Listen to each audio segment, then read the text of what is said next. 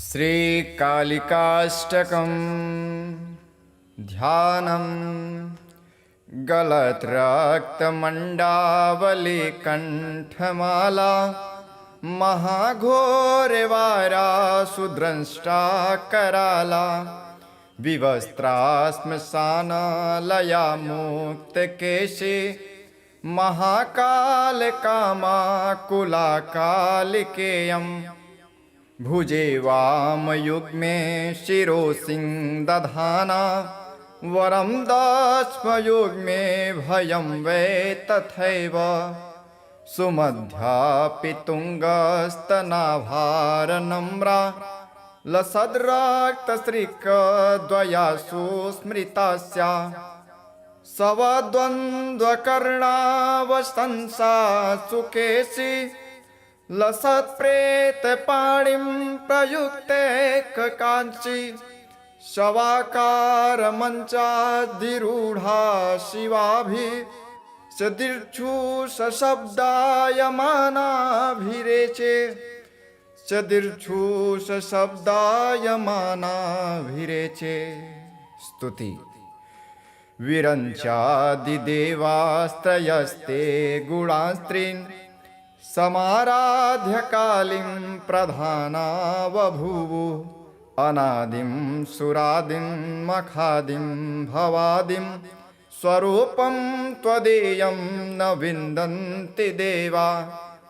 जगन्मोहनीयं तु वाग्वादिनीयं सुहृत्पोषिणी शत्रुसंहारणीयं वचस्तम्भनीयं किमुच्चाटनीयं स्वरूपं त्वदीयं न विन्दन्ति देवाः इयं स्वर्गदात्री पुनः कल्पवल्ली मनोजास्तु कामान् यथार्थं प्रकुर्यात् तथा ते कृतार्था भवन्तीति नित्यं स्वरूपं त्वदीयं न विन्दन्ति देवाः स्वरूपं त्वदीयं न विन्दन्ति देवाः सुरापानमत्ता सभुक्तानुरक्ता लसत्पूतचित्ते सदा विर्भवेत्ते जपध्यानपूजा सुधाधौतपङ्का स्वरूपं त्वदीयं न विन्दन्ति देवाः चिदानन्दकन्दं हसन्मन्दमन्दन् शरच्चन्द्रकोटिप्रभापुञ्जबिम्बं मुनिना कविना हृदि द्योतयन्तं स्वरूपं त्वदीयं न विन्दन्ति देवाः महामेघकाले सुरक्तापि शुभ्रा कदाचिद्विचित्राकृतिर्योगमाया न बाला न वृद्धा न कामातुरापि स्वरूपं त्वदीयं न विन्दन्ति देवा स्वरूपं त्वदीयं न विन्दन्ति देवाः क्षमस्वापराधं महागुप्तभावं मया लोकमध्ये प्रकाशीकृति यत् तव ध्यानपूतेन चापल्यभावात् स्वरूपं त्वदीयं न विन्दन्ति देवाः स्वरूपं त्वदीयं न विन्दन्ति देवाः। फलश्रुति यदि ध्यानयुक्तं पठेयो मनुष्यः तदा सर्वलोके विशालो भवेच्च गृहचाष्टसिद्धिर्मुते चापि मुक्तः स्वरूपं त्वदीयं न विन्दन्ति देवाः। श्रीकालिकवचं विनियोगः ॐ अस्य श्रीकालिकवचस्य भैरवऋषिः अनुष्टुप् छन्दः श्रीकालिका देवता पुत्रप्राप्ति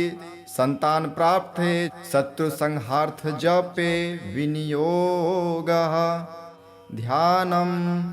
ध्याये काली महामाया त्रिनेत्रा बहुरूपिणीं चतुर्भुजां लक्षजिह्वां पूर्णचन्द्रनिभाननां नीलोत्पलदलश्यामां शत्रुसंहविदारिणीं नरमुण्डं तथा खड्गं कमलं च वरं तथा निर्भयां रक्तवदनां दंष्ट्रालीघोररूपिणीं साट्टाहासननां देवी सर्वदा च चिदम्बरीं शवासनस्थितां कालीं मुण्डमालाविभूषिताम् इति ध्यात्वा महाकालीं ततस्तु कवचं पठेत्। कवचम् ॐ कालिका घोररूपा सर्वकामप्रदा शुभा सर्वदेवस्तु देवी शत्रुनाशं करोतु मे। ॐ ह्रीं ह्रीं रूपिणी चैव ह्रां ह्रीं ह्रां रूपिणीं तथा ह्रां ह्रीं छौं छौ स्वरूपा सा सदा शत्रून् विदारयेत्। श्रीं ह्रीं ऐं रूपिणी देवी भवबन्धन विमोचिनी हुं रूपिणी महाकाली रक्षास्मां देवी सर्वदा। यया शुभो हतो दैत्यो निशुम्भश्च महासुरः वैरिनाशाय वन्दे तां कालिकां शङ्करप्रियां। ब्राह्मी शैवी वैष्णवी च वाराही नारसिंहिका कौमार्येन्द्री च चामुण्डा खादन्तु मम विधिवशः। सुरेश्वरी घोररूपा चण्डमुण्डविनाशिनी चण्डमालावृताङ्गी च सर्वतः पातु मां सदा। ह्रीं ह्रीं ह्रीं कालिके घोरे दंष्ट्रवरुधिरप्रिये रुधिरापूर्णवक्त्रे च रुधिरेणावृतस्तने मम शत्रून् खादय खादय हिंस हिंस मारय मारय भिन्धि भिन्धि छिन्दि छिन्दि उच्चाटय उच्चाटय द्रावय द्रावय शोषय शोषय स्वाहा। ह्रां ह्रीं कालिकायै मदीन शत्रून् समर्पयामि स्वाहा। ॐ जय जय किरिकिरि किटि किटि कट कट मदं मदं मोहय मोहय हर हर मम रिपुन् ध्वंस ध्वंस भक्षय भक्षय त्रोटय त्रोटय यातु धानान् चामुण्डे सर्वजनान् राज्ञो राजपुरुषान् स्त्रियो मम स्वान् कुरु कुरु तनु तनु ध्यानं धनं मे स्वान् गजान् रत्नानि दिव्यकामिनी पुत्रान् राजश्रियं देहि यक्ष छां छीं छुं छय छौ छः स्वाहा। इत्येतत् कवचं दिव्यं कथितं शाम्भुना पुरा ये पठन्ति सदा तेषां ध्रुवं नश्यन्ति शत्रवः। वैरणिः प्रलयं यान्ति व्याधिता वा भवन्ति हि बलहीनां पुत्रहीनां शत्रवस्तस्य सर्वदा। सहस्रपठनां सिद्धिः कवचस्य भवेत्तदा तत्कार्याणि च सिद्ध्यन्ति यथा शङ्करभाषितां श्मशानाङ्गमादाय पूर्णकृत्वा प्रयत्नतः पादोदकेन पिष्टाद्वा तल्लिखेल्लोहशकालया भूमौ शत्रुनहीनरूपा अनुरक्ता शिरसस्तथा हस्तं दत्त्वा तु हृदये कवचं तु स्वयं पठेत्। शत्रुप्राणप्रतिष्ठां तु कुर्यान्मन्त्रेण मन्त्रवेत् हन्यादस्तं प्रहारेण शत्रो गच्छ यच्छयं ज्वलदङ्गरतापेन भवन्ति ज्वरिता भृशं प्रोक्षन्नैर्वामपादेन दरिद्रो भवति ध्रुवं वैरिनाशकरं प्रोक्तं कवचं वश्यकारकं परमैश्वर्यदं चैव पुत्रपुत्रादिवृद्धिदम् प्रभातसमये चैव पूजाकाले च यत्नतः सायंकाले तथा पाठात् सर्वसिद्धिर्भवेत् ध्रुवं शत्रुरुच्चाटनं याति देशाद्वा विमुच्यतो भवेत्। पाश्चात् किं कर्तामेति सत्यं सत्यं न संशयः शत्रुनाशकरे देवी सर्वसम्पत्करे शुभे सर्वदेवस्तु ते देवी कालिके त्वां नमाम्यहम् इति रुद्रयामल तंत्रोक्तं कालिका कवचं संपूर्णम्। ध्यानम् गलत्रक्तमण्डावली कंठमाला महाघोरवारा सुद्रंष्टा कराला विवस्त्रा श्मशानालया मुक्तकेशी महाकालकामाकुला कालिकेयम्। भुजे वामयुग्मे शिरोसिंहदधाना वरं दक्ष्मयुग्मे भयं वै तथैव। सुमध्यापि तुङ्गस्तनाभारनम्रा लसद्रक्तश्रिकद्वयासु स्मृता स्या। सवद्वन्द्वकर्णावशंसा सुकेशी लसत्प्रेतपाणिं प्रयुक्ते ककांक्षी। शवाकारमञ्चाधिरूढा शिवाभिः सदीर्घुशब्दायमानाभिरेचे सदीर्घुशब्दायमानाभिरेचे। स्तुति। विरञ्चादिदेवास्त्रयस्ते गुणास्त्रीन् समाराध्य कालीं प्रधाना बभूवुः। अनादिं सुरादिं मखादिं भवादिं स्वरूपं त्वदीयं न विन्दन्ति देवा। जगन्मोहनीयं तु वाग्वादिनीयं सुहृत्पोषिणी शत्रुसंहारणीयं। वचस्तम्भनीयं किमुच्चाटनीयं स्वरूपं त्वदीयं न विन्दन्ति देवाः। इयं स्वर्गदात्री पुनः कल्पवल्ली मनोजास्तु कामान् यथार्थं प्रकुर्यात्। तथा ते कृतार्था भवन्तीति नित्यं स्वरूपं त्वदीयं न विन्दन्ति देवाः। स्वरूपं त्वदीयं न विन्दन्ति देवाः। सुरापानमत्ता सभुक्तानुरक्ता लसत्पूतचित्ते सदा विर्भवेत्ते। जपध्यानपूजा सुधाधौतपङ्का स्वरूपं त्वदीयं न विन्दन्ति देवाः। चिदानन्दकन्दं हसन्मन्दमन्दन् शरच्चन्द्रकोटिप्रभापुञ्जबिम्बं मुनिना कविना हृदि द्योतयन्तं स्वरूपं त्वदीयं न विन्दन्ति देवाः। महामेघकाली सुरक्तापि शुभ्रा कदाचिद्विचित्राकृतिर्योगमाया।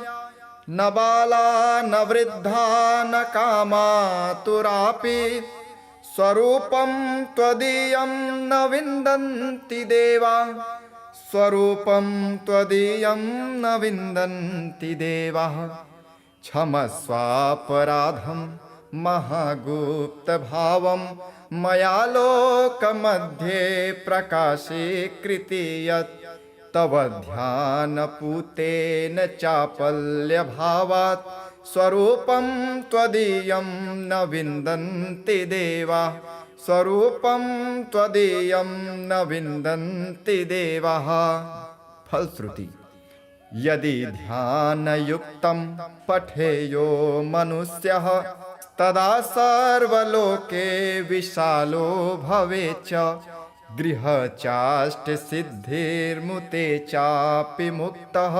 स्वरूपं त्वदीयं न विन्दन्ति देवाः। श्रीकालीकवचं विनियोगः। ॐ अस्य श्रीकालीकवचस्य भैरवऋषिः अनुष्टुप् छन्दः। श्रीकालिका देवता पुत्र प्राप्ति संतान प्राप्ति शत्रु संहार्थ जपे विनियोगः। ध्यानम् ध्याये काली महामाया त्रिनेत्रा बहुरूपिणीं चतुर्भुजां लक्षजिह्वां पूर्णचन्द्रनिभाननां नीलोत्पलदलश्यामां शत्रुसंहविदारिणीं नरमुण्डं तथा खड्गं कमलं च वरं तथा निर्भयां रक्तवदनां दंष्ट्रालीघोररूपिणीं साट्टाहासननां देवी सर्वदा च चिदम्बरीं शवासन स्थितां कालीं मुण्डमाला विभूषिताम् इति ध्यात्वा महाकालीं ततस्तु कवचं पठेत्। कवचम् ॐ कालिका घोररूपा सर्वकामप्रदा शुभा सर्वदेवस्तु देवी शत्रुनाशं करोतु मे।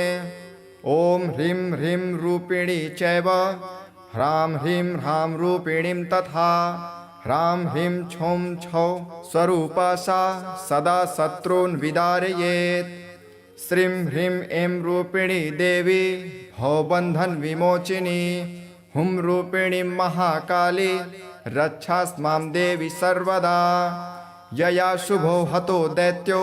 निशुम्भश्च महासुरः वैरिनाशाय वन्दे तां कालिकां शङ्करप्रियां ब्राह्मी शैवी वैष्णवी च वाराही नारसिंहिका कौमार्येन्द्री च चामुण्डा खादन्तु मम विधिवशः सुरेश्वरी घोररूपा चण्डमुण्डविनाशिनी चण्डमालावृताङ्गी च सर्वतः पातु मां सदा। ह्रीं ह्रीं ह्रीं कालिके घोरे दंष्ट्रवरुधिरप्रिये रुधिरापूर्णवक्त्रे च रुधिरेणावृतस्तने मम शत्रून् खादय खादय हिंस हिंस मारय मारय भिन्धि भिन्धि छिन्दि छिन्दि उच्चाटय उच्चाटय द्रावय द्रावय शोषय शोषय स्वाहा। ह्रां ह्रीं कालिकायै मदीन शत्रून् समर्पयामि स्वाहा। ॐ जय जय किरिकिरि किटि किटि कट कट मदं मदं मोहय मोहय हर हर मम रिपुन् ध्वंस ध्वंस भक्षय भक्षय त्रोटय त्रोटय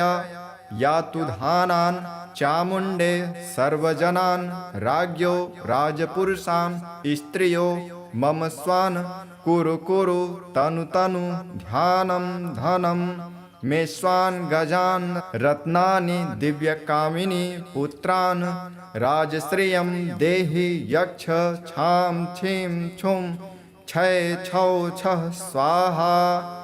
इत्येतत् कवचं दिव्यं कथितं शाम्भुना पुरा ये पठन्ति सदा तेषां ध्रुवं नश्यन्ति शत्रवः वैरणिः प्रलयं यान्ति व्याधिता वा भवन्ति हि बलहीनां पुत्रहीनां शत्रवस्तस्य सर्वदा सहस्रपठनां सिद्धिः कवचस्य भवेत्तदा तत्कार्याणि च सिद्ध्यन्ति यथा शङ्करभाषितां श्मशानाङ्गमादाय पूर्णकृत्वा प्रयत्नतः पादोदकेन पिष्टाद्वा तल्लिखेल्लोहशकालया भूमौ शत्रुनहीनरूपा अनुरक्ता शिरसस्तथा हस्तं दत्त्वा तु हृदये कवचं तु स्वयं पठेत् शत्रु प्राणप्रतिष्ठां तु कुर्यान्मन्त्रेण मन्त्रवेत् हन्यादस्तं प्रहारेण शत्रो गच्छ यच्छयम् ज्वलदङ्गरतापेन भवन्ति ज्वरिता भृशम् प्रोक्षन्नैर्वामपादेन दरिद्रो भवति ध्रुवं वैरिनाशकरं प्रोक्तं कवचं वश्यकारकं परमैश्वर्यदं चैव पुत्रपुत्रादिवृद्धिदम् प्रभातसमये चैव पूजाकाले च यत्नतः सायंकाले तथा पाठात् सर्वसिद्धिर्भवेत् ध्रुवम् शत्रुरुच्चाटनं याति देशाद्वा विमुच्यतो भवेत् पाश्चात् किं कर्तामेति सत्यं सत्यं न संशयः शत्रुनाशकरे देवी सर्वसम्पत्करे शुभे सर्वदेवस्तु ते देवी कालिके त्वां नमाम्यहम् इति रुद्रयामल तंत्रोक्तं कालिका कवचं संपूर्णम्। ध्यानम् गलत्रक्तमण्डावली कण्ठमाला महाघोरवारा सुद्रष्टा कराला विवस्त्रा श्मशानलया मुक्तकेशी महाकालकामाकुला कालिकेयम् भुजे वामयुग्मे शिरोसिंहदधाना वरं दस्मयुग्मे भयं वै तथैव सुमध्यापि तुङ्गस्तनाभारनम्रा लसद्रक्तश्रिकद्वयासु स्मृतास्या सवद्वन्द्वकर्णावशंसा सुकेशी लसत्प्रेतपाणिं प्रयुक्ते काञ्ची शवाकारमञ्चाधिरूढा शिवाभिः सदीर्घुशब्दायमानाभिरेचे सदीर्घुशब्दायमानाभिरेचे। स्तुति। विरञ्चादिदेवास्त्रयस्ते गुणास्त्रीन् समाराध्य कालीं प्रधाना बभूवुः अनादिं सुरादिं मखादिं भवादिं स्वरूपं त्वदीयं न विन्दन्ति देवा जगन्मोहनीयं तु वाग्वादिनीयं सुहृत्पोषिणी शत्रुसंहारणीयं वचस्तम्भनीयं किमुच्चाटनीयं स्वरूपं त्वदीयं न विन्दन्ति देवाः इयं स्वर्गदात्री पुनः कल्पवल्ली मनोजास्तु कामान् यथार्थं प्रकुर्यात् तथा ते कृतार्था भवन्तीति नित्यं स्वरूपं त्वदीयं न विन्दन्ति देवाः स्वरूपं त्वदीयं न विन्दन्ति देवाः सुरापानमत्ता सभुक्तानुरक्ता लसत्पूतचित्ते सदा विर्भवेत्ते जपध्यानपूजा सुधाधौतपङ्का स्वरूपं त्वदीयं न विन्दन्ति देवाः चिदानन्दकन्दं हसन्मन्दमन्दन्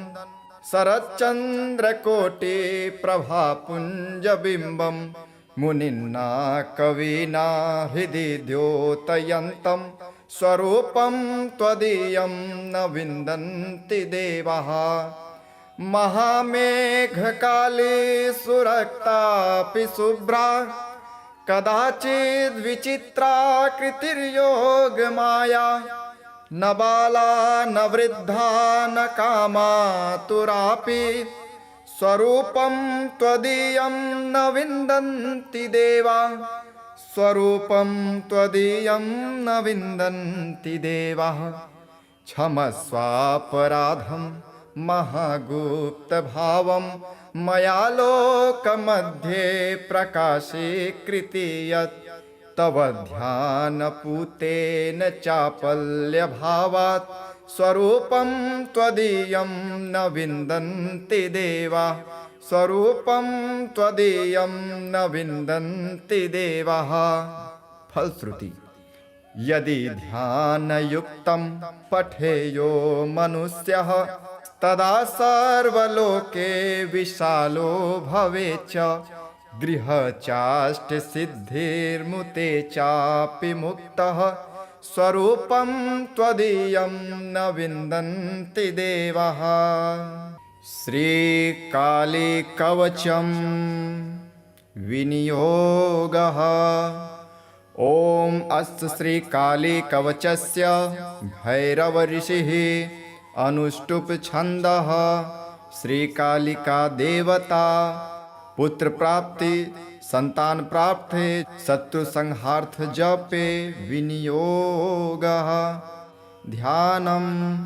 ध्याये काली महामाया त्रिनेत्रा बहुरूपिणीं चतुर्भुजां लक्षजिह्वां पूर्णचन्द्रनिभाननां नीलोत्पलदलश्यामां शत्रुसंहविदारिणीं नरमुण्डं तथा खड्गं कमलं च वरं तथा निर्भयां रक्तवदनां दंष्ट्रालीघोररूपिणीं साट्टाहासननां देवी सर्वदा च चिदम्बरीं शवासन स्थितां कालीं मुण्डमाला विभूषिताम् इति ध्यात्वा महाकालीं ततस्तु कवचं पठेत् कवचम् ॐ कालिका घोररूपा सर्वकामप्रदा शुभा सर्वदेवस्तु देवी शत्रुनाशं करोतु मे ॐ ह्रीं ह्रीं रूपिणी चैव ह्रां ह्रीं ह्रां रूपिणीं तथा ह्रां ह्रीं छौं छौ स्वरूपा सा सदा शत्रून् विदारयेत् श्रीं ह्रीं ऐं रूपिणी देवी भवबन्धन विमोचिनी हुं रूपिणी महाकाली रक्षास्मां देवी सर्वदा यया शुभो हतो दैत्यो निशुम्भश्च महासुरः वैरिनाशाय वन्दे तां कालिकां शङ्करप्रियां ब्राह्मी शैवी वैष्णवी च वाराही नारसिंहिका कौमार्येन्द्री च चामुण्डा खादन्तु मम विधिवशः सुरेश्वरी घोररूपा चण्डमुण्डविनाशिनी चण्डमालावृताङ्गी च सर्वतः पातु मां सदा ह्रीं ह्रीं ह्रीं कालिके घोरे दंष्ट्रवरुधिरप्रिये रुधिरापूर्णवक्त्रे च रुधिरेणावृतस्तने मम शत्रून् खादय खादय हिंस हिंस मारय मारय भिन्धि भिन्धि छिन्धि छिन्धि उच्चाटय उच्चाटय द्रावय द्रावय शोषय शोषय स्वाहा ह्रां ह्रीं कालिकायै मदीन शत्रुन् समर्पयामि स्वाहा ॐ जय जय किरिकिरि किटि किटि कट कट मदं मदं मोहय मोहय हर हर मम रिपुन् ध्वंस ध्वंस भक्षय भक्षय त्रोटय त्रोटय यातु धानान् चामुण्डे सर्वजनान् राज्ञो राजपुरुषान् स्त्रियो मम स्वान् कुरु कुरु तनु तनु ध्यानं धनं मे स्वान् गजान् रत्नानि दिव्यकामिनी पुत्रान् राजश्रियं देहि यक्ष छां छीं छुं छय छौ छः स्वाहा इत्येतत् कवचं दिव्यं कथितं शाम्भुना पुरा ये पठन्ति सदा तेषां ध्रुवं नश्यन्ति शत्रवः वैरणिः प्रलयं यान्ति व्याधिता वा भवन्ति हि बलहीनां पुत्रहीनां शत्रवस्तस्य सर्वदा सहस्रपठनां सिद्धिः कवचस्य भवेत्तदा तत्कार्याणि च सिद्ध्यन्ति यथा शङ्करभाषितां श्मशानाङ्गमादाय पूर्णकृत्वा प्रयत्नतः पादोदकेन पिष्टाद्वा तल्लिखेल्लोहशकालया भूमौ शत्रुनहीनरूपा अनुरक्ता शिरसस्तथा हस्तं दत्त्वा तु हृदये कवचं तु स्वयं पठेत् शत्रुप्राणप्रतिष्ठां तु कुर्यान्मन्त्रेण मन्त्रवेत् हन्यादस्तं प्रहारेण शत्रो गच्छ यच्छयं ज्वलदङ्गरतापेन भवन्ति ज्वरिता भृशं प्रोक्षन्नैर्वामपादेन दरिद्रो भवति ध्रुवं वैरिनाशकरं प्रोक्तं कवचं वश्यकारकं परमैश्वर्यदं चैव पुत्रपुत्रादिवृद्धिदम् प्रभातसमये चैव पूजाकाले च यत्नतः सायंकाले तथा पाठात् सर्वसिद्धिर्भवेद्ध्रुवं शत्रुरुच्चाटनं याति देशाद्वा विमुच्यतो भवेत् पाश्चात् किं कर्तामेति सत्यं सत्यं न संशयः शत्रुनाश करे देवी सर्वसंपत् करे शुभे सर्वदेवस्तुते देवी कालिके त्वां नमाम्यहम् इति रुद्रयामल तंत्रोक्तं कालिका कवचं संपूर्णम् ध्यानम् गलत्रक्तमण्डावली कण्ठमाला महाघोरवारा सुद्रष्टा कराला विवस्त्रा श्मशानालया मुक्तकेशी महाकालकामाकुला कालिकेयम् भुजे वामयुग्मे शिरोसिंहदधाना वरं दस्मयुग्मे भयं वै तथैव सुमध्यापि तुङ्गस्तनाभारनम्रा लसद्रक्तश्रिकद्वयासु स्मृतास्या सवद्वन्द्वकर्णावशंसा सुकेशी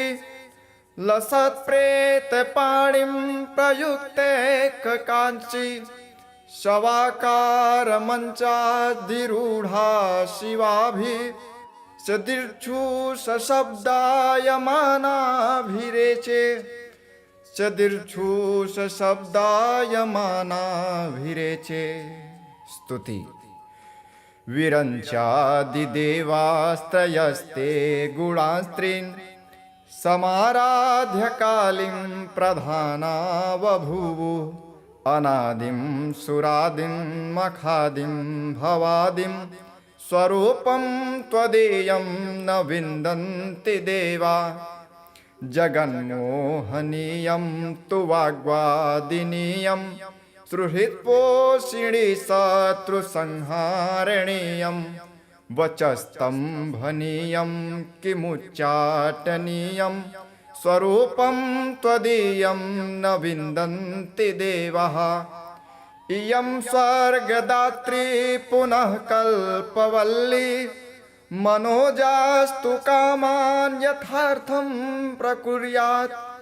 तथा ते कृतार्था भवन्तीति नित्यं स्वरूपं त्वदीयं न विन्दन्ति देवाः स्वरूपं त्वदीयं न विन्दन्ति देवाः सुरापानमत्ता सभुक्तानुरक्ता लसत्पूतचित्ते सदा विर्भवेत्ते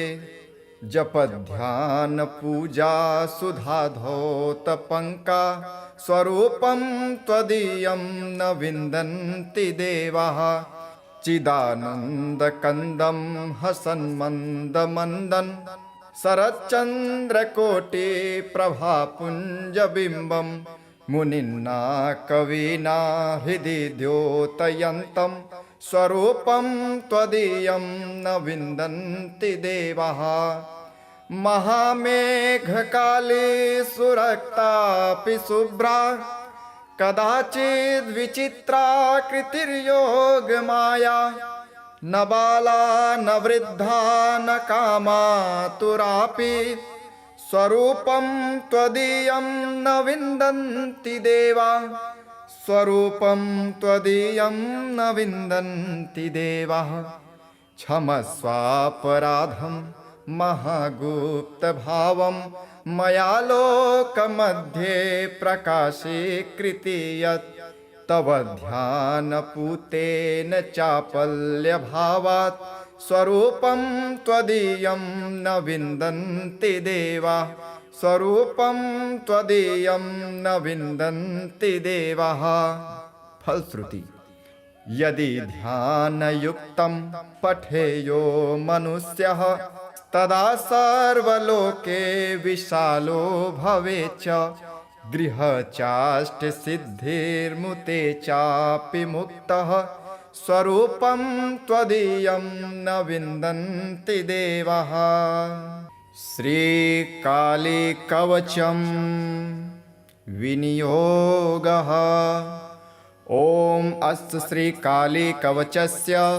भैरवऋषिः अनुष्टुप् छन्दः। श्रीकालिका देवता पुत्रप्राप्ति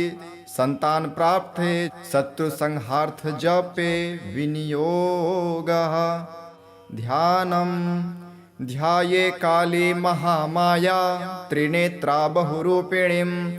चतुर्भुजां लक्षजिह्वां पूर्णचन्द्रनिभाननां नीलोत्पलदलश्यामां शत्रुसंहविदारिणीं नरमुण्डं तथा खड्गं कमलं च वरं तथा निर्भयां रक्तवदनां दंष्ट्रालीघोररूपिणीं साट्टाहासननां देवी सर्वदा च चिदम्बरीं शवासन स्थितां कालीं मुण्डमाला विभूषिताम् इति ध्यात्वा महाकालीं ततस्तु कवचं पठेत् कवचम् ॐ कालिका घोररूपा सर्वकामप्रदा शुभा सर्वदेवस्तु देवी शत्रुनाशं करोतु मे ॐ ह्रीं ह्रीं रूपिणी चैव ह्रां ह्रीं ह्रां रूपिणीं तथा ह्रां ह्रीं छौं छौ स्वरूपा सा सदा शत्रून् विदारयेत् श्रीं ह्रीं ऐं रूपिणी देवी भवबन्धन विमोचिनी हुं रूपिणी महाकाली रक्षास्मां देवी सर्वदा यया शुभो हतो दैत्यो निशुम्भश्च महासुरः वैरिनाशाय वन्दे तां कालिकां शङ्करप्रियां ब्राह्मी शैवी वैष्णवी च वाराही नारसिंहिका कौमार्येन्द्री च चामुण्डा खादन्तु मम विधिवशः सुरेश्वरी घोररूपा चण्डमुण्डविनाशिनी चण्डमालावृताङ्गी च सर्वतः पातु मां सदा ह्रीं ह्रीं ह्रीं कालिके घोरे दंष्ट्रवरुधिरप्रिये रुधिरापूर्णवक्त्रे च रुधिरेणावृतस्तने मम शत्रून् खादय खादय हिंस हिंस मारय मारय भिन्धि भिन्धि छिन्दि छिन्दि उच्चाटय उच्चाटय द्रावय द्रावय शोषय शोषय स्वाहा ह्रां ह्रीं कालिकायै मदीन शत्रून् समर्पयामि स्वाहा ॐ जय जय किरिकिरि किटि किटि कट कट मदं मदं मोहय मोहय हर हर मम रिपुन् ध्वंस ध्वंस भक्षय भक्षय त्रोटय त्रोटय यातु धानान् चामुण्डे सर्वजनान् राज्ञो राजपुरुषान् स्त्रियो मम स्वान् कुरु कुरु तनु तनु ध्यानं धनं मे स्वान् गजान् रत्नानि दिव्यकामिनी पुत्रान् राजश्रियं देहि यक्ष छां छीं छुं छय छौ छः स्वाहा इत्येतत् कवचं दिव्यं कथितं शाम्भुना पुरा ये पठन्ति सदा तेषां ध्रुवं नश्यन्ति शत्रवः वैरणिः प्रलयं यान्ति व्याधिता वा भवन्ति हि बलहीनां पुत्रहीनां शत्रवस्तस्य सर्वदा सहस्रपठनां सिद्धिः कवचस्य भवेत्तदा तत्कार्याणि च सिद्ध्यन्ति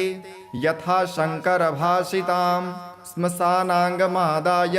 पूर्णकृत्वा प्रयत्नतः पादोदकेन पिष्टाद्वा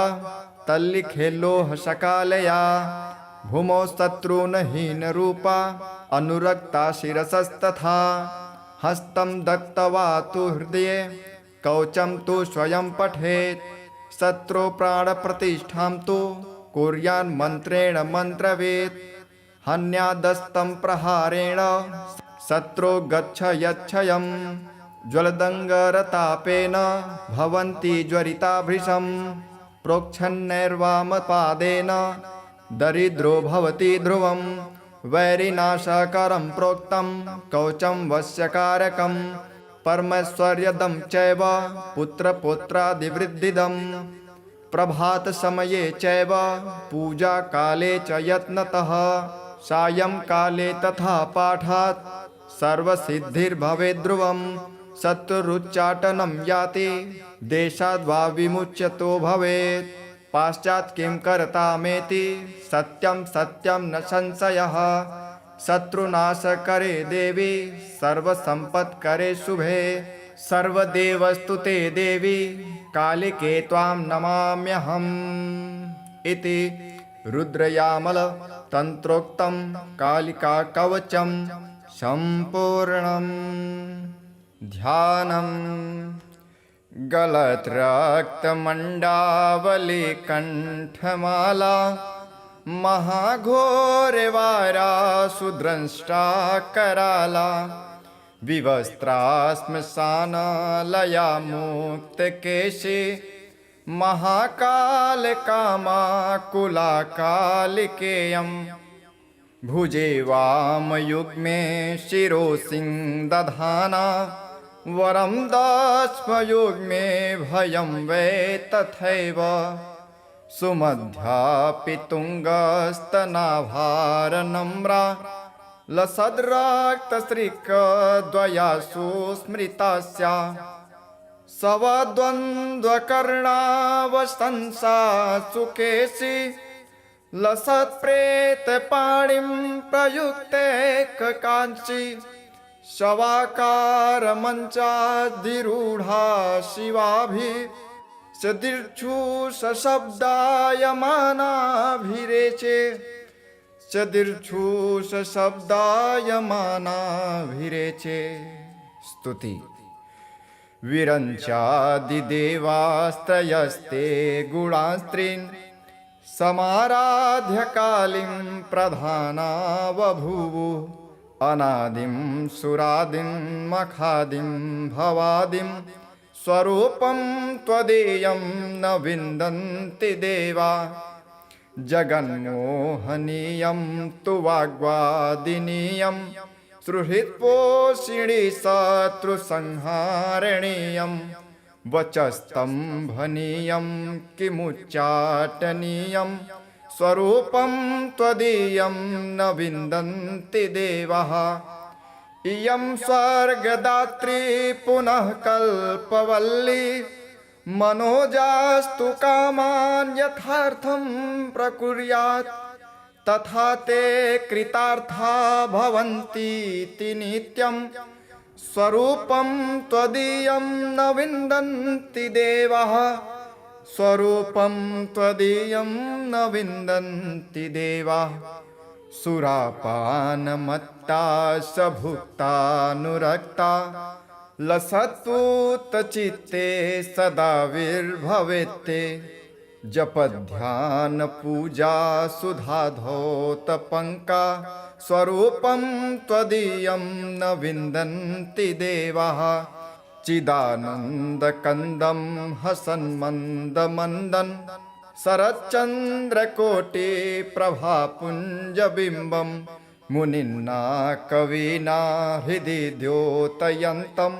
स्वरूपं त्वदीयं न विन्दन्ति देवाः महामेघकाली सुरक्तापि शुभ्रा कदाचिद्विचित्राकृतिर्योगमाया न बाला न वृद्धा न कामातुरापि स्वरूपं त्वदीयं न विन्दन्ति देवा स्वरूपं त्वदीयं न विन्दन्ति देवाः क्षमस्वापराधं महागुप्तभावं मया लोकमध्ये प्रकाशीकृति यत् तव ध्यानपूतेन चापल्यभावात् स्वरूपं त्वदीयं न विन्दन्ति देवा स्वरूपं त्वदीयं न विन्दन्ति देवाः। फलश्रुति यदि ध्यानयुक्तं पठेयो मनुष्यः तदा सर्वलोके विशालो भवेच्च गृहचाष्टसिद्धिर्मुते चापि मुक्तः स्वरूपं त्वदीयं न विन्दन्ति देवाः। श्रीकालीकवचं विनियोगः। ॐ अस्य श्रीकालीकवचस्य भैरवऋषिः अनुष्टुप् छन्दः श्रीकालिका देवता पुत्रप्राप्ति संतान प्राप्ते शत्रु संहार्थ जपे विनियोगः ध्यानम् ध्याये काली महामाया त्रिनेत्रा बहुरूपिणीं चतुर्भुजां लक्षजिह्वां पूर्णचन्द्रनिभाननां नीलोत्पलदलश्यामां शत्रुसंहविदारिणीं नरमुण्डं तथा खड्गं कमलं च वरं तथा निर्भयां रक्तवदनां दंष्ट्रालीघोररूपिणीं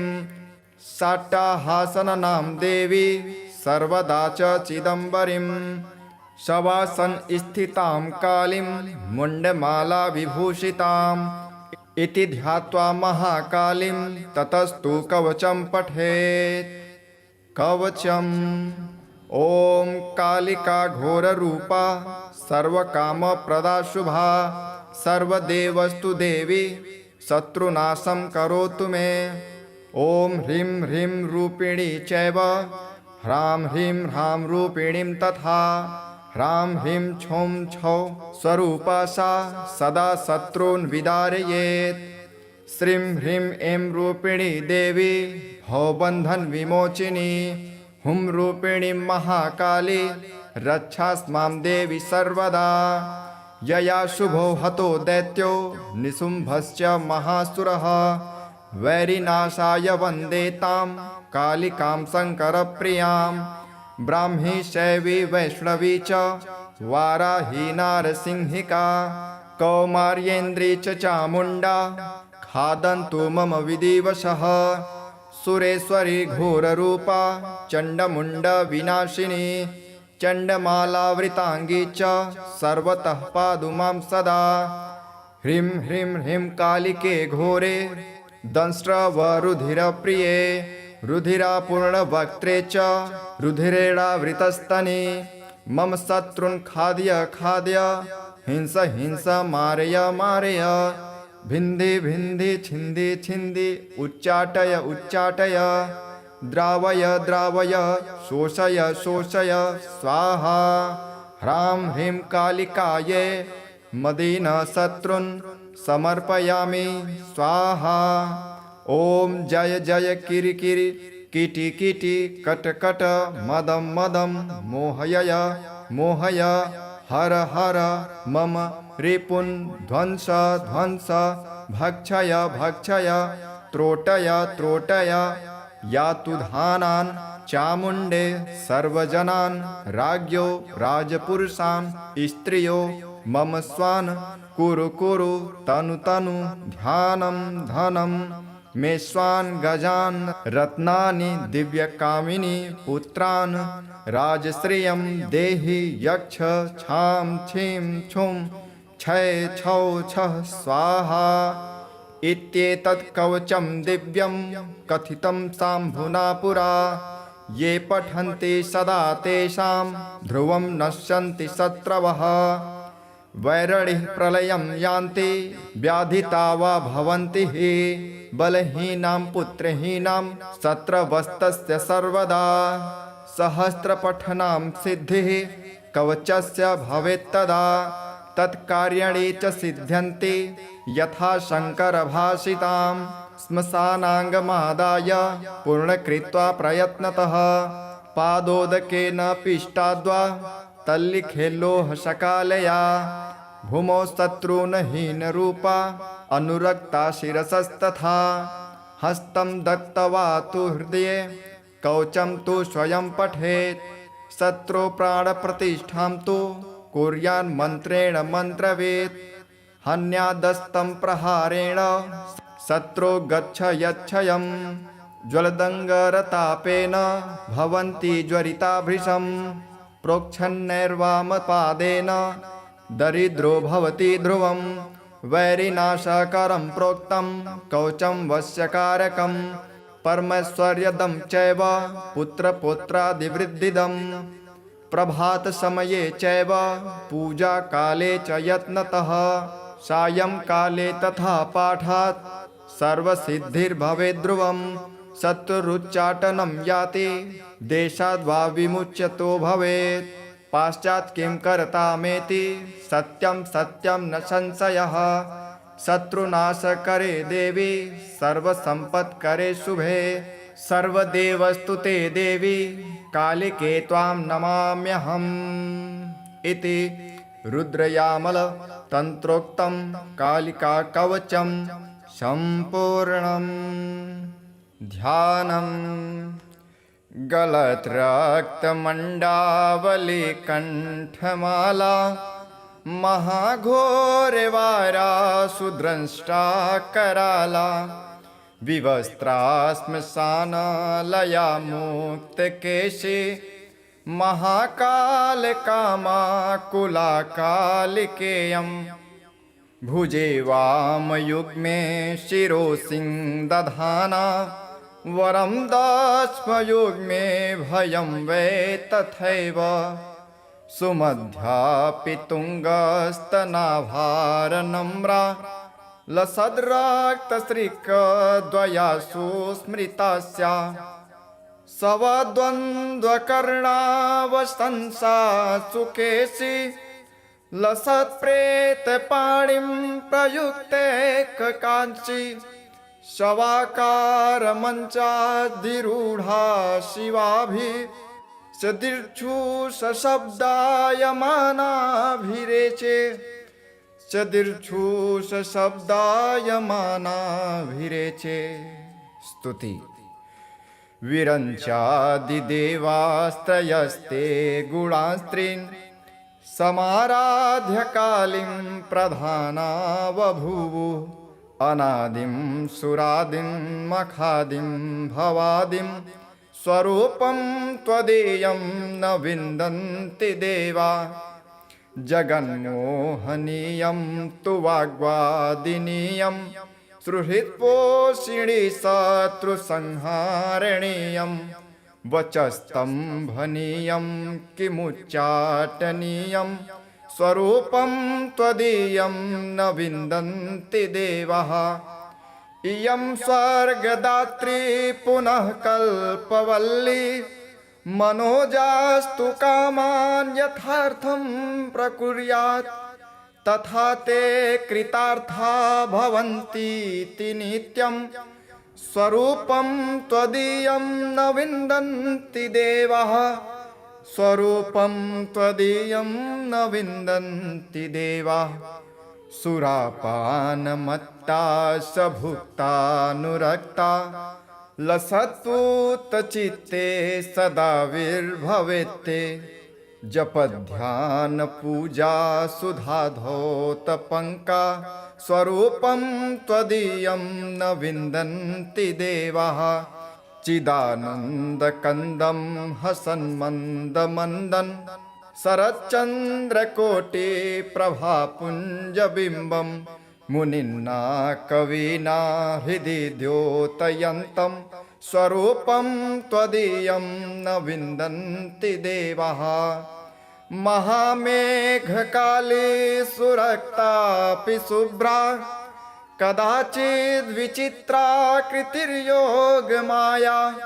न बाला न वृद्धा न कामातुरापि स्वरूपं त्वदीयं न विन्दन्ति देवा स्वरूपं त्वदीयं न विन्दन्ति देवाः क्षमस्वापराधं महागुप्तभावं मया लोकमध्ये प्रकाशीकृति यत् तव ध्यानपूतेन चापल्यभावात् स्वरूपं त्वदीयं न विन्दन्ति देवाः स्वरूपं त्वदीयं न विन्दन्ति देवाः। फलश्रुति यदि ध्यानयुक्तं पठेयो मनुष्यः तदा सर्वलोके विशालो भवेच्च गृहचाष्टसिद्धिर्मुते चापि मुक्तः स्वरूपं त्वदीयं न विन्दन्ति देवाः। श्रीकालीकवचं विनियोगः। ॐ अस्य श्रीकालीकवचस्य भैरवऋषिः अनुष्टुप् छन्दः श्रीकालिका देवता पुत्रप्राप्ति संतान प्राप्ते शत्रु संहार्थ जपे विनियोगः ध्यानम् ध्याये काली महामाया त्रिनेत्रा बहुरूपिणीं चतुर्भुजां लक्षजिह्वां पूर्णचन्द्रनिभाननां नीलोत्पलदलश्यामां शत्रुसंहविदारिणीं नरमुण्डं तथा खड्गं कमलं च वरं तथा निर्भयां रक्तवदनां दंष्ट्रालीघोररूपिणीं साट्टाहासननां देवी सर्वदा च चिदम्बरीं शवासन स्थितां कालीं मुण्डमाला विभूषिताम् इति ध्यात्वा महाकालीं ततस्तु कवचं पठेत् कवचम् ॐ कालिका घोररूपा सर्वकामप्रदा शुभा सर्वदेवस्तु देवी शत्रुनाशं करोतु मे ॐ ह्रीं ह्रीं रूपिणी चैव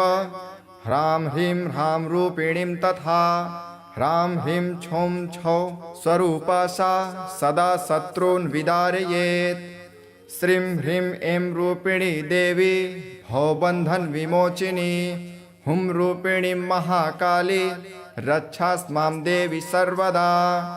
यया शुभो हतो दैत्यो निशुम्भश्च महासुरः वैरिनाशाय वन्दे तां कालिकां शङ्करप्रियां ब्राह्मी शैवी वैष्णवी च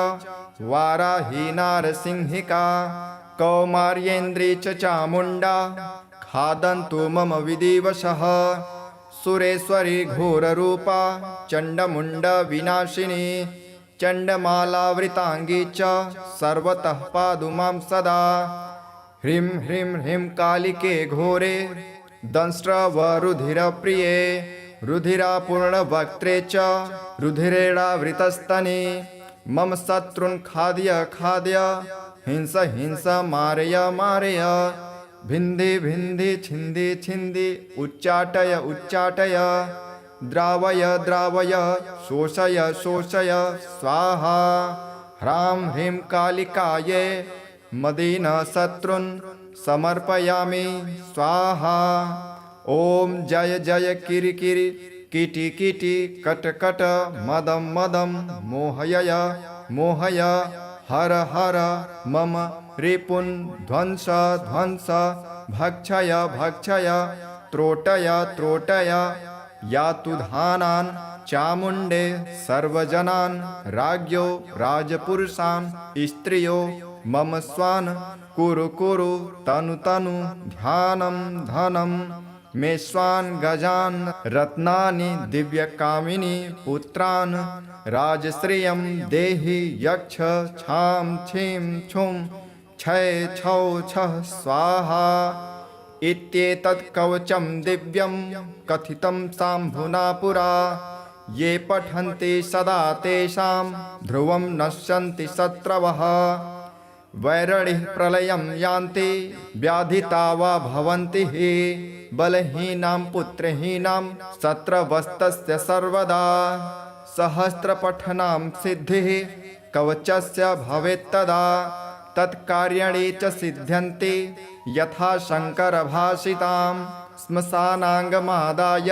पूर्णकृत्वा प्रयत्नतः पादोदकेन पिष्टाद्वा तल्लिखेल्लोहशकालया भूमौ शत्रुनहीनरूपा अनुरक्ता शिरसस्तथा हस्तं दत्त्वा तु हृदये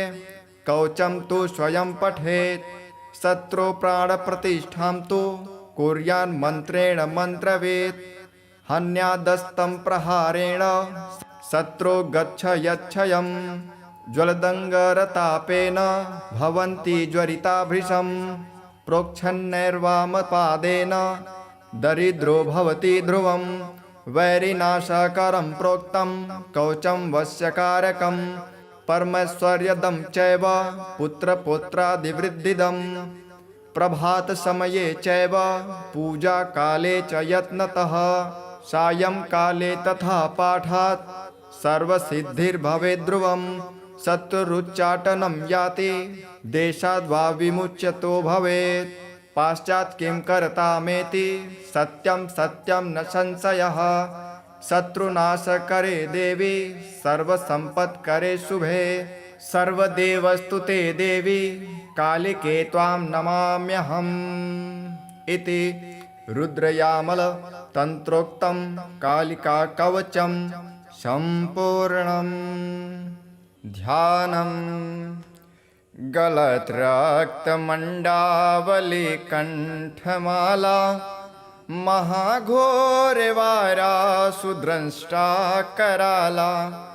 विवस्त्रा श्मशानालया मुक्तकेशी महाकालकामाकुला कालिकेयम् भुजे वामयुग्मे शिरोसिंहदधाना वरं दस्मयुग्मे भयं वै तथैव सुमध्यापि तुङ्गस्तनाभारनम्रा लसद्रक्तश्रिकद्वयासु स्मृतास्या सवद्वन्द्वकर्णावशंसा सुकेशी लसत्प्रेतपाणिं प्रयुक्ते काञ्ची शवाकारमञ्चाधिरूढा शिवाभिः सदीर्घुशब्दायमानाभिरेचे सदीर्घुशब्दायमानाभिरेचे स्तुति विरञ्चादिदेवास्त्रयस्ते गुणास्त्रीन् समाराध्य कालीं प्रधाना बभूवुः अनादिं सुरादिं मखादिं भवादिं स्वरूपं त्वदीयं न विन्दन्ति देवा जगन्मोहनीयं तु वाग्वादिनीयं सुहृत्पोषिणी शत्रुसंहारणीयं वचस्तम्भनीयं किमुच्चाटनीयं स्वरूपं त्वदीयं न विन्दन्ति देवाः इयं स्वर्गदात्री पुनः कल्पवल्ली मनोजास्तु कामान् यथार्थं प्रकुर्यात् तथा ते कृतार्था भवन्तीति नित्यं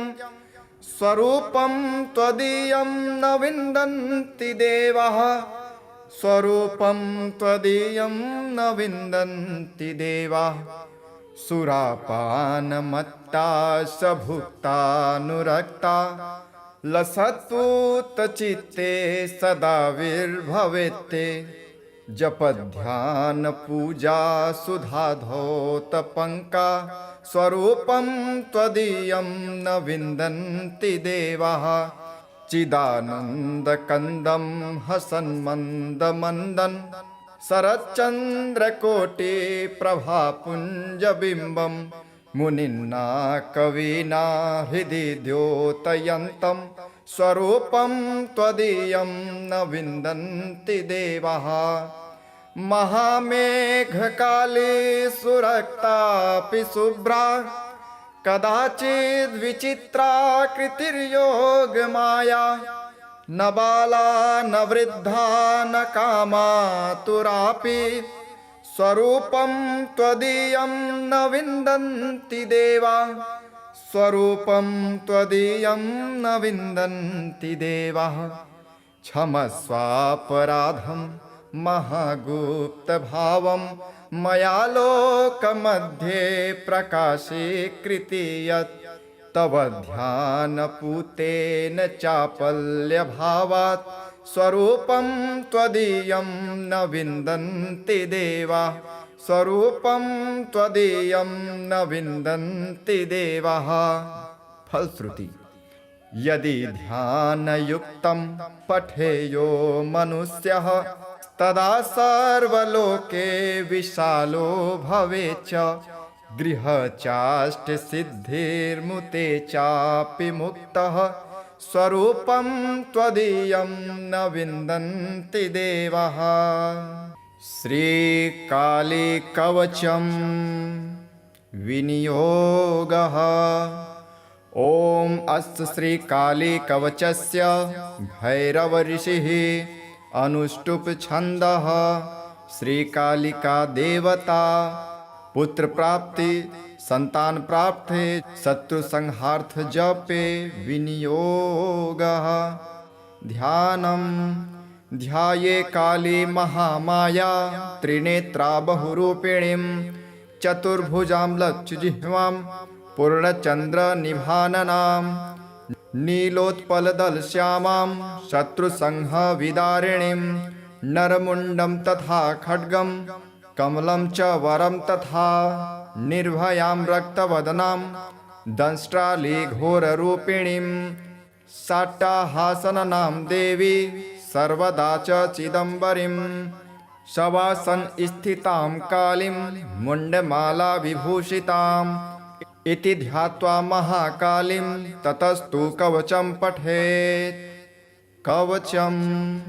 ॐ कालिका घोररूपा सर्वकामप्रदा शुभा सर्वदेवस्तु देवी शत्रुनाशं करोतु मे ॐ ह्रीं ह्रीं रूपिणी चैव ह्रां ह्रीं ह्रां रूपिणीं तथा ह्रां ह्रीं छौं छौ स्वरूपा सा सदा शत्रून् विदारयेत् श्रीं ह्रीं ऐं रूपिणी देवी भवबन्धन विमोचिनी हुं रूपिणी महाकाली रक्षास्मां देवी सर्वदा यया शुभो हतो दैत्यो निशुम्भश्च महासुरः वैरिनाशाय वन्दे तां कालिकां शङ्करप्रियां ब्राह्मी शैवी वैष्णवी च वाराही नारसिंहिका कौमार्येन्द्री च चामुण्डा खादन्तु मम विधिवशः सुरेश्वरी घोररूपा चण्डमुण्डविनाशिनी चण्डमालावृताङ्गी च सर्वतः पातु मां सदा ह्रीं ह्रीं ह्रीं कालिके घोरे दंष्ट्रवरुधिरप्रिये रुधिरापूर्णवक्त्रे च रुधिरेणावृतस्तने मम शत्रून् खादय खादय हिंस हिंस मारय मारय भिन्धि भिन्धि छिन्दि छिन्दि उच्चाटय उच्चाटय द्रावय द्रावय शोषय शोषय स्वाहा ह्रां ह्रीं कालिकायै मदीन शत्रुन् समर्पयामि स्वाहा ॐ जय जय किरिकिरि किटि किटि कट कट मदं मदं मोहय मोहय हर हर मम रिपुन् ध्वंस ध्वंस भक्षय भक्षय त्रोटय त्रोटय यातु धानान् चामुण्डे सर्वजनान् राज्ञो राजपुरुषान् स्त्रियो मम स्वान् कुरु कुरु तनु तनु ध्यानं धनं मे स्वान् गजान् रत्नानि दिव्यकामिनी पुत्रान् राजश्रियं देहि यक्ष छां छीं छुं छय छौ छः स्वाहा इत्येतत् कवचं दिव्यं कथितं शाम्भुना पुरा ये पठन्ति सदा तेषां ध्रुवं नश्यन्ति शत्रवः वैरणिः प्रलयं यान्ति व्याधिता वा भवन्ति हि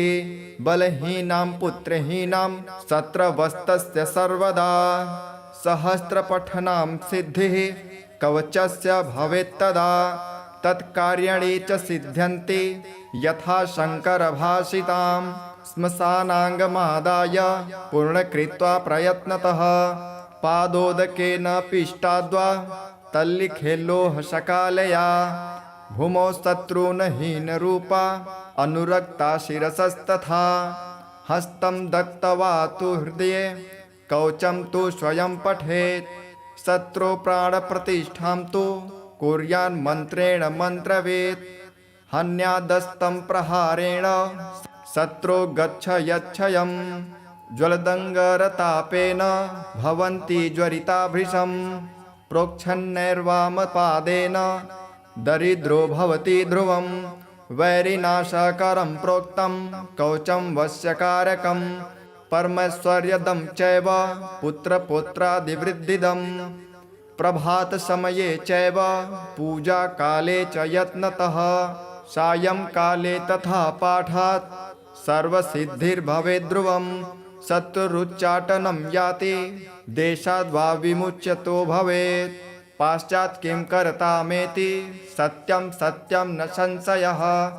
शत्रुनाशकरे देवी सर्वसम्पत्करे शुभे सर्वदेवस्तुते देवी कालिके त्वां नमाम्यहम् इति रुद्रयामल तन्त्रोक्तं कालिका कवचं सम्पूर्णम्।